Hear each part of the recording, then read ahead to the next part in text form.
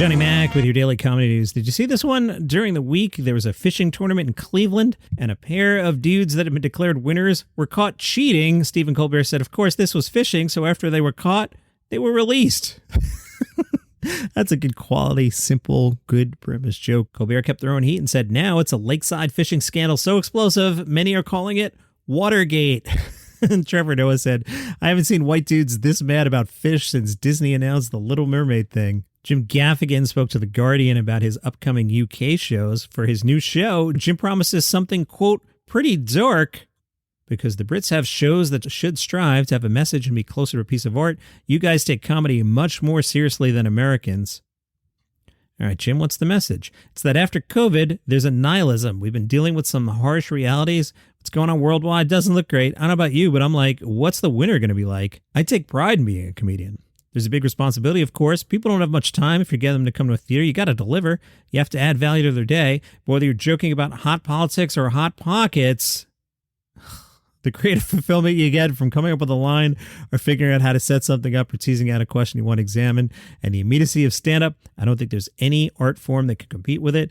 If you're over there, Jim Gaffigan plays the Eventium Apollo Hammersmith in London on 13 November. The Daily Herald spoke to Stephen Wright. He is always thinking up jokes. Recently on a visit to a museum, he observed some statues that had no arms or heads, and it got him wondering about whether the leftover limbs and craniums are showcased in their own museum. Stephen Wright said, I don't wake up thinking I need more jokes. I'm subconsciously noticing things from the moment he wakes up to the moment he goes to sleep.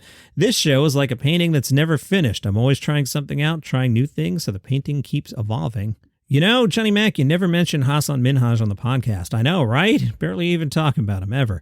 The Hollywood Reporter caught up with him. He seems to be promoting a new special that I haven't seen yet. Have you seen it? The Hollywood Reporter says, in the spectrum of comedy output, you have Kevin Hart with all his projects and revenue streams on one end, and Aziz Ansari, who's been open about his desire to do less.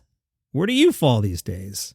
Hasan said, I'm lucky enough to be very far removed from the days when I first got hired on The Daily Show. I was just begging Jon Stewart and then Trevor Noah to put me on the show more because I needed health insurance.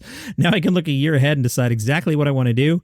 I can pour myself into something and make it really good. He's got a movie he's working on. It's called For the Culture. Tell us about it.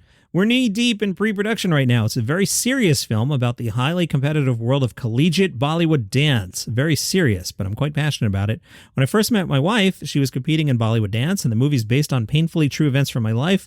I've always looked to people like Tina Fey for the way she was able to create amazing worlds for young performers through projects like Mean Girls, and I want to have kids from my culture to have that level of snappy dialogue and great comedy scenes to perform. Chortle took a look at Russell Brand's finances, and they led with the headline, Russell Brand's bank balance has grown £2 million in a year. Yeah, he had to file some documents that show that his firm, Pablo Diablo's Legitimate Business Firm Limited, great name, swelled its assets from £2 million to £4.1 million over 2021.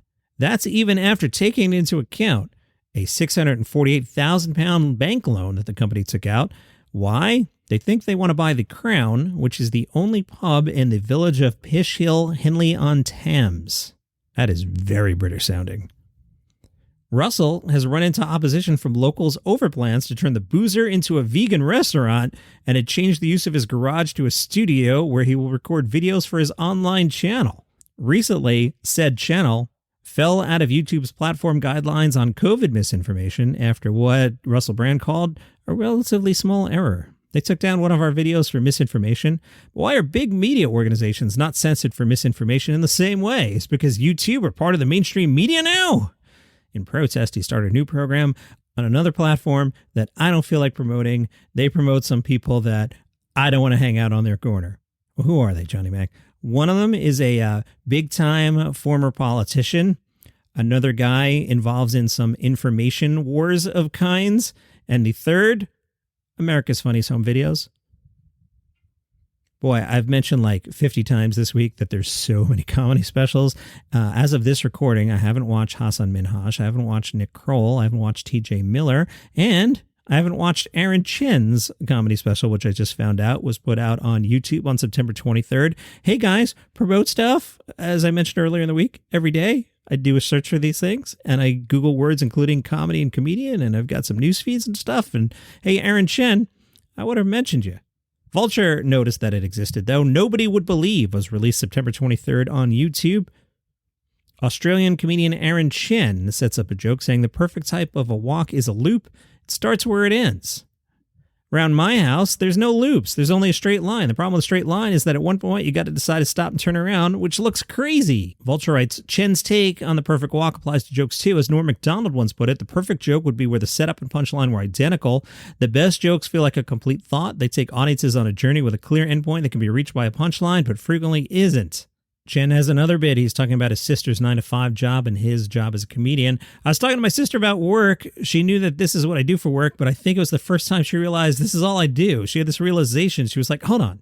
People just come to see you do your job in their spare time?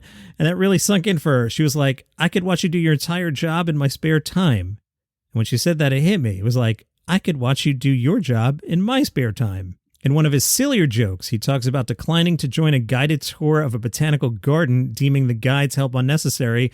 I'm not trying to be arrogant or anything. I just think that's an easy thing to do because the universal benchmark for something not being hard is a walk in the park. Here's a joke from the Melbourne International Comedy Festival in 2017.